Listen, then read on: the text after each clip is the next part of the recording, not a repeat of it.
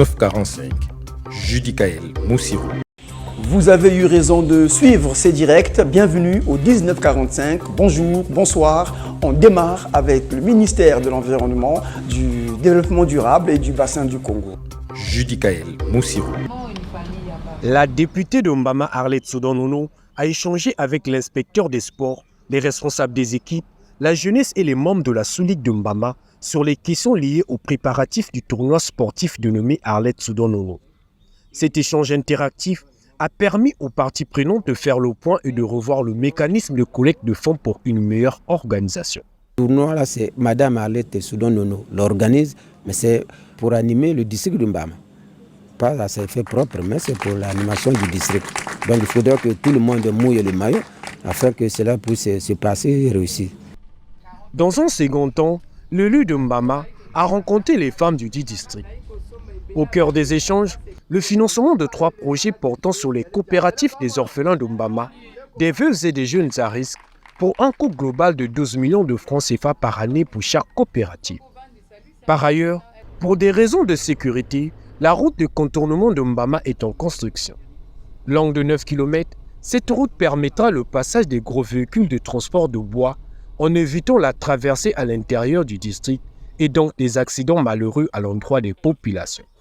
Il faut souligner que cette route s'inscrit bien dans le plan de développement intégré de Mbama qui prévoit son futur dans les secteurs de l'éducation, de l'économie et autres. Judicaël Moussirou. Malgré une loi révolutionnaire de 2017 interdisant les sacs en plastique à usage unique, le Kenya n'a pas tout à fait remporté sa bataille contre la pollution.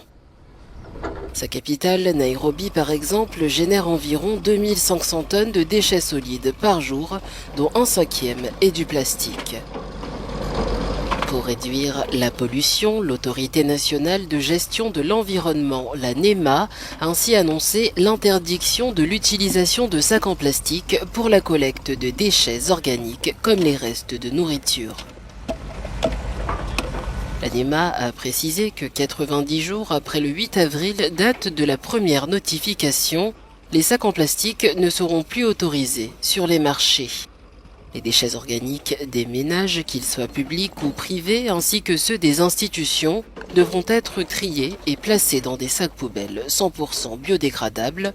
Ces derniers seront fournis par les autorités locales et les services de collecte de déchets.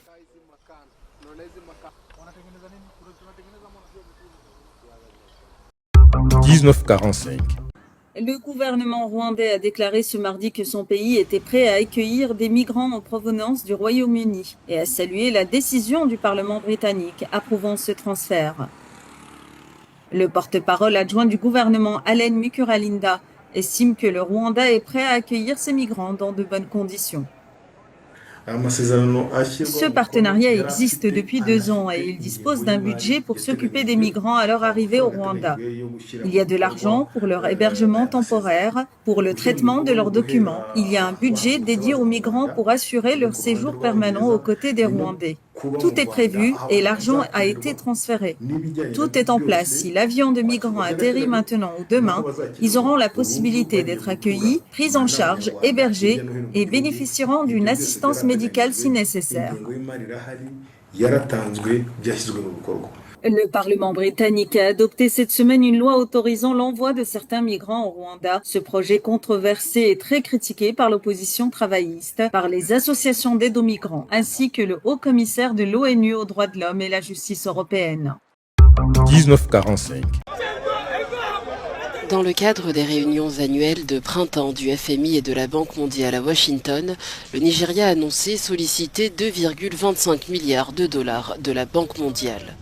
Selon un récent communiqué du gouvernement nigérian, le pays s'attend à ce que le conseil d'administration de la banque approuve sa demande de prêt en juin.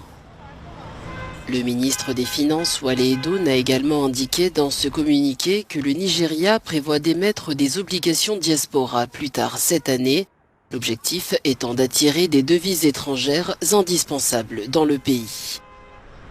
Bien que la Banque mondiale n'ait pas encore réagi au communiqué, celui-ci précise que les prêts envisagés incluraient 1,5 milliard de dollars pour des politiques de développement et 750 millions de dollars pour des programmes à résultat. Dans son rapport de suivi budgétaire publié la semaine dernière, le FMI a prévu une légère augmentation de la dette publique du Nigeria en pourcentage de son produit intérieur brut pour 2024, passant de 46,3% à 46,6%. 1945. Au Maroc, les autorités mettent en œuvre des stratégies pour attirer les investisseurs désireux d'étendre leur chaîne d'approvisionnement à des pays disposant d'une main-d'œuvre disponible et abordable. Pour ce faire, le pays consacre un budget annuel de 2 milliards de dollars pour accélérer le développement de l'industrie aéronautique. Il y a un marché aujourd'hui. Aujourd'hui, la chaîne d'approvisionnement internationale globale souffre.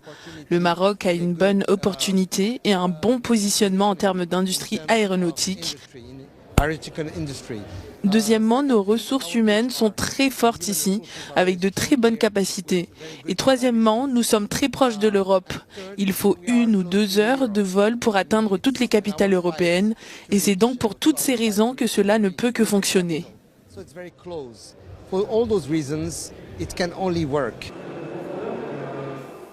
Le Maroc est en concurrence pour obtenir des contrats avec de grands constructeurs afin d'accélérer la production et de livrer plus d'avions pour répondre à une demande en constante évolution.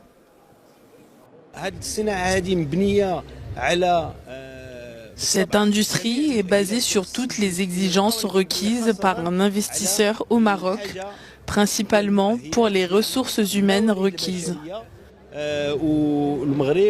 Le Maroc met tout en œuvre pour satisfaire les besoins des investisseurs en termes de ressources humaines qualifiées.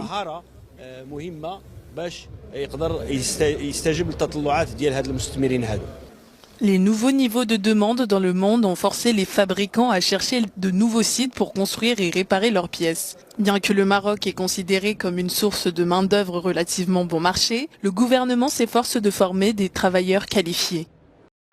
1945. Au Burundi, l'autisme reste méconnu et les enfants autistes sont souvent cachés, accusés d'être gâtés, capricieux ou possédés. Des rares parents comprennent cette situation et accompagnent leurs enfants, comme le fait Alice, une mère de 3 enfants, dont un autiste. Peu de parents comprennent l'autisme, ça demande de la patience et du courage. Il y a des parents qui se découragent et qui cachent leurs enfants ou qui engagent des gens pour les garder. Le centre Talita Koum, qui signifie « Lève-toi et marche » en hébreu, entend briser les tabous en offrant un espace où les enfants autistes peuvent s'épanouir.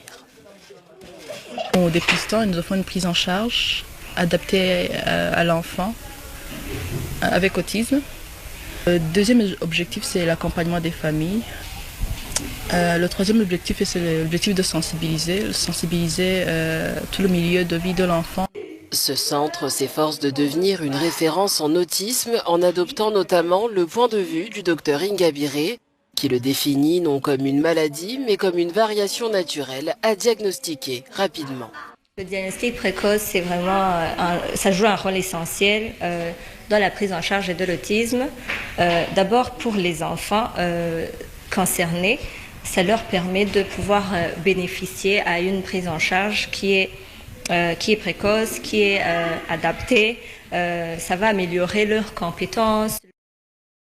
Dernièrement, le centre Talita Koum a été choisi comme auteur d'une course de cyclistes du club Zinduka entre Bujumbura et Kigali, une occasion de sensibiliser les populations sur l'autisme et de collecter des fonds pour le centre.